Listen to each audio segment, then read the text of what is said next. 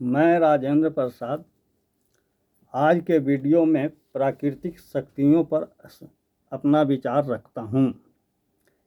इस अनंत प्रकृति में अनंत शक्तियाँ हैं। सभी शक्तियाँ तरंग के रूप में विचरण करती हैं। उन शक्तियों को हासिल करने के लिए कठोर तपस्या, गंभीर आत्मचिंतन और भक्ति के अथाह प्रेम सागर में डुबकी लगाना पड़ता है। यह कार्य वही कर सकता है जिसके हृदय में ईश्वर को साधने की प्रवृत्ति हो। हृदय में ईश्वर को साधने का तात्पर्य है अनंत प्रकृति के अनंत शक्तियों को अपनी ज्ञानेंद्रियों के माध्यम से जानने, समझने और प्राप्त करने के साधनों पर कठोर कार्य करना। जो लोभ, काम, क्रोध, मोह, मद, माया जैसे अवगुणों पर अधिकार प्राप्त कर लेता है, उसके हृदय में भगवान ठीक उसी तरह विराजमान हो जाते हैं जैसे हनुमान जी के हृदय में। जो जितना अधिक अवगुणों पर अधिकार प्राप्त करता है, उतना ही अधिक देर तक भगवान उसके हृदय में निवास करते हैं।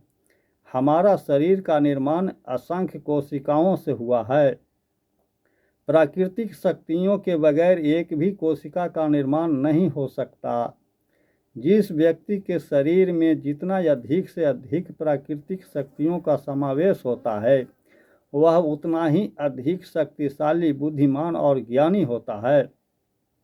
शरीर के निर्माण में किसी शक्ति का अभाव हो जाता है तो वह अपंग हो जाता है। मानसिक अपंगता के कारण हम प्राकृतिक शक्तियों को नहीं समझ पाते।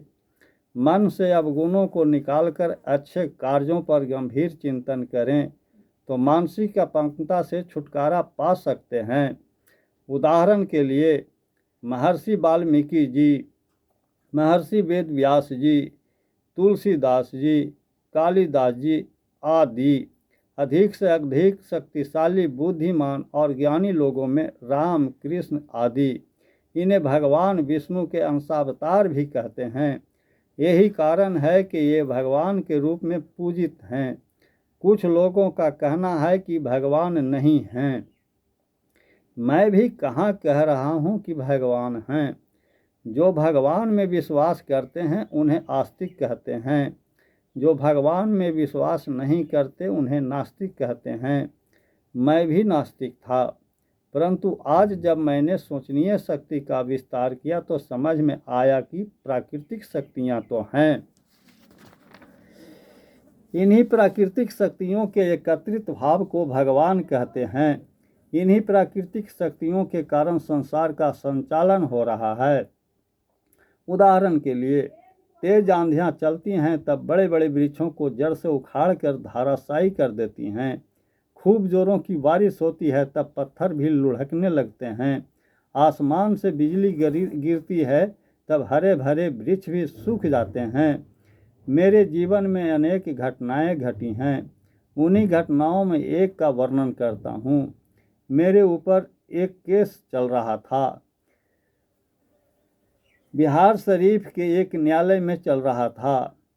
राजगीर के रहड़िया पिंड का एक ब्राह्मण मुझे अच्छी तरह से जानते थे। न्यायालय से लौटते वक्त रामचंद्रपुर बस स्टैंड में वे मिल गए। दोनों एक साथ बैठकर बातें करने लगे। बातचीत के दरमियान में मैंने कहा, केस का फैसला होने वाला है, पता नहीं, हो सकता है सजा भी हो जाए। हम दोनों एक दूसरे से दूर थे। उन्होंने कहा, मुट्ठी बांधिए। मैंने मुट्ठी बांध लिया। कुछ देर बाद मुट्ठी खोलने के लिए कहा। मुट्ठी खोला, देखा कि एक गेंदा का फूल है।